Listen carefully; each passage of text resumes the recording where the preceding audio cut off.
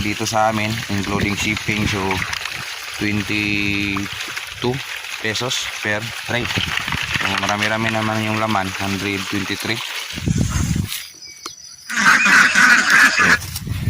Dali lang. Napakasimple.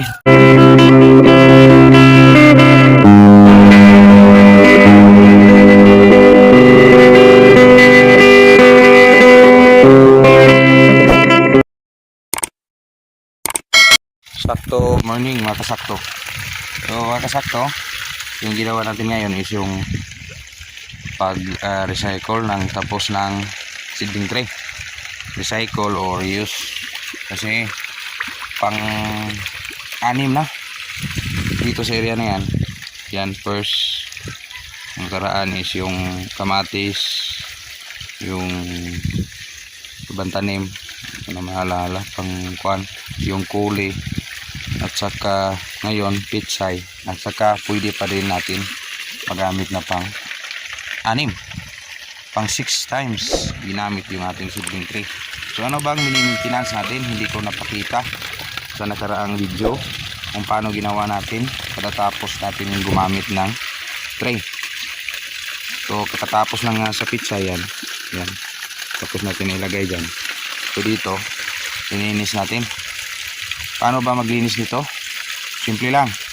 Huwag nyo nang pilitin kuhanin yung lupa para mas mabilis. Gaya nito, parang bago na. Nakasave na kayo, hindi na kayo bibili pa ng bago. Dapat proper linis nyo. Yan, para hindi mapunit-punit. Kahit anong nipis nya, kung malinisan lang tapos malinis ito, yung yan, bitag sa araw yan, disinfect nyo before gamitin. Yun ang pinaka best gawin pag may ganito na seedling, kasi yung nabili natin sa online is napakamura lang to. So dito sa amin including shipping, so 22 pesos per tray. So marami-rami naman yung laman, 123 isang tray. Pero yung mga napunit hindi na yung gamitin, pero pwede pa yan kung i-recycle nyo, isapaw nyo sa dito.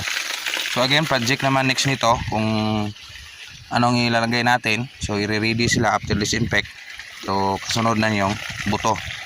After disinfect, kasunod yung buto. Disinfect muna bago lagay ng compost. After lagay ng compost na yung lupa, laglag ng buto, bigay naman ng insecticide. So yun ang pinaka best kung magdagdag ka ng buto. So yung disadvantage lang dito, hindi tayo nakahanging, nakalapag lang sa lupa kasi wala pa tayong bahay na paglalagyan na sa mga seedlings. So yun lang muna ang ating konting video sa ating paglilinis ng seedling tray for another 6 times ginamit. Matibay at malakas pa rin. Salamat, Insakto TV.